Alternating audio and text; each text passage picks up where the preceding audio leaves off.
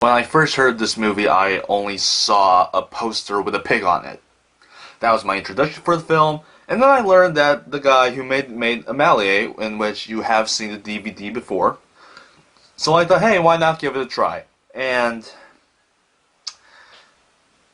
I can see why Amalie had its own style, because this guy, Jean-Pierre something, I don't remember, this guy has a very much so, his own vision. It's very Monty Python-esque, it's very Terry Gilliam, it's very Terry Jones, it's distorted, it's weird, it's very fiction, it's very, post-apocalyptic stuff, but it's genuinely interesting. But here's the plot.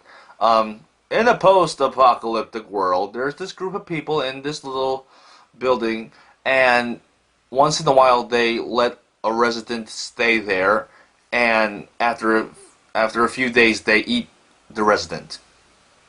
You know, the whole building eats that one resident, and it's an interesting plot point because it's an interesting plot because we've all heard the men turning into beasts story.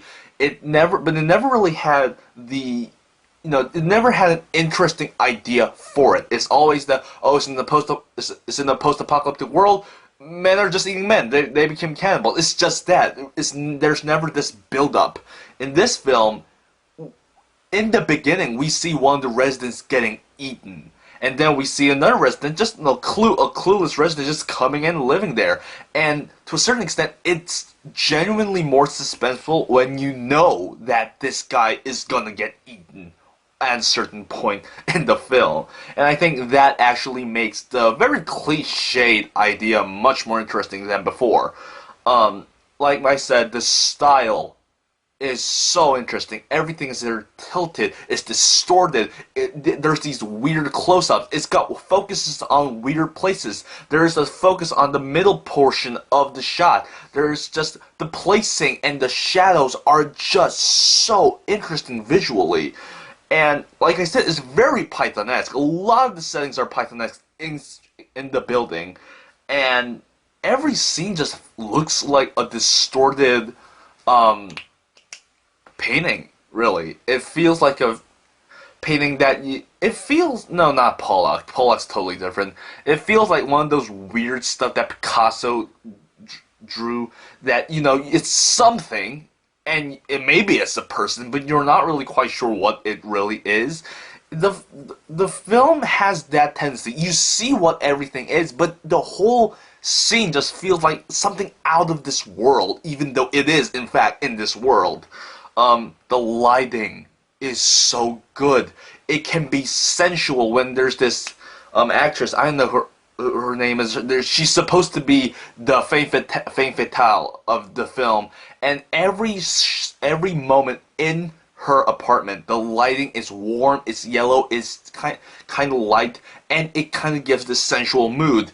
Also, it's a great use for horror. The main villain guy in the whole film is this chef within the building who owns the building, and there's this scene where it's just we see him and the lighting's on his face, and he's just holding up this butcher knife, and he's just smiling, he's cackling, his eyes are going crazy.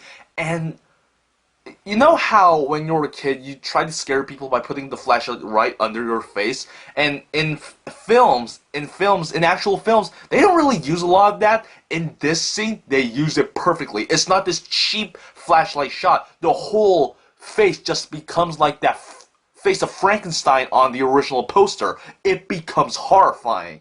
And then there's the cold element, there's the warm element, there's this love interest, and every moment with her, the lighting becomes so warm, so thick and yellow and orange. And then there's these cold moments where there's this woman who's always trying to kill herself, and everything turns green, everything turns blue. It's just this extreme emotion of lighting. It's just so good. And like I said, it's a cliche story done in an interesting way, and, I appreciate that a lot. Overall, it gets tedious in this one moment where the finale of the film is just batshit crazy. Everything happens, just fuck all happens. but the build up to that finale is kind of tedious. We get to meet these people underground, and they're quirky, they're kind of interesting, but in the end, there's a lot of dialogue that's more about planning than the actual event, and it's not really that interesting of a conversation, or it's not that interesting of a build-up at all. That's the only part of the film that I didn't really enjoy, but the rest of the film, not only does it look interesting, not only is it a pretty interesting idea, but it's just a well shot, well constructed, well framed, well lighted film overall. Is it the masterpiece? No. Is it even a 4 out of 4? No, but I could say it's a 3.5 out of 4 just from the sheer filmmaking of it. Yes, it does get tedious at a certain point, but I think I can get over that just a bit and give it a 3.5 out of 4. It's very good. If you like films like Amalie, if you like films like Brazil right here, go watch it. You'll like it. 3.5 out of 4. Bye.